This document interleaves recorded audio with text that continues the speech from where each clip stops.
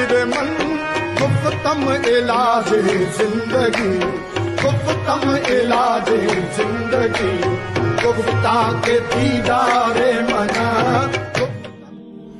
دیکھیں بچے معصوم ہوتے ہیں، وہ قرآن پاک کی اگر تلاوت کر رہے ہیں تو یہ ان کے لیے بڑا اجر ہے، کافی ہے ہم پہ، اور وہ ان پہ کسی قسم کی سختی نہیں کرنی چاہیے.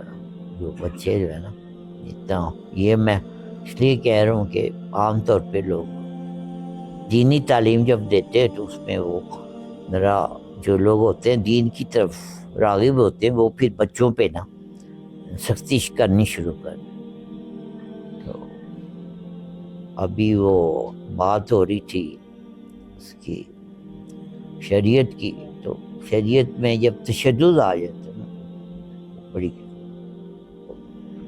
ایسی کچھ عرصے پہلے ایک خبر آئی تھی کہ ایک مولانا صاحب نے نماز نہ پڑھنے پہ اپنے بیٹے کو مار مار کے جان سے مار دیا. تو یہ شریعت کے اندر جو ہے نا، یہ جب بھی ایسی سختی ڈال دی جائے اور پھر آپ یہ ایک ٹریجڈی ہے.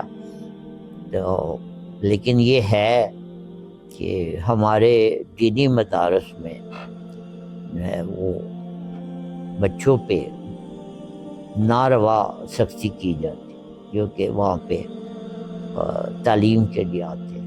ٹھیک ہے، تو یہ چیز جو ہے نا، یہ اس کو بہت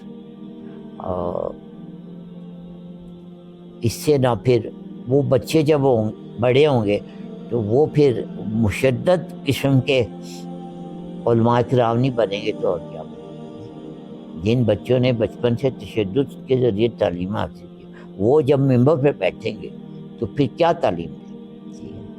تو پھر یہ چیز جو ہے نا، اس میں بڑی ایک ہمارے دینی مدارس میں اس کی بہت زیادہ اصلاح کی گنجائش موجود ہے کہ بچوں پہ جو ہے نا وہ ناروا اور سختی نہ کی.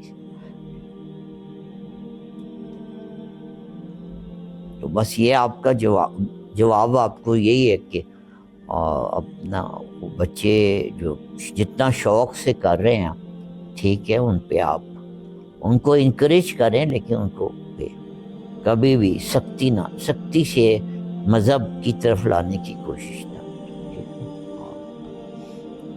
ان کے لیے دعا کریں اور ان کے لیے اچھی مثال بنیں، لیکن ان پہ سختی کے ذریعے اگر دین نافذ ہوتا تو پھر وہ ہمارے اب شہید ہی کہنا چاہیے، ضیاء الحق شہید کے دور میں نافذ ہو گیا ہوتا، یہ تو نہیں ہو سکا. کیوں مولانا؟ اگر سختی کے ذریعے نافذ ہونا ہوتا تو نہیں ہو سکا، پھر سختی کے ذریعے یہ کام نہیں آتا.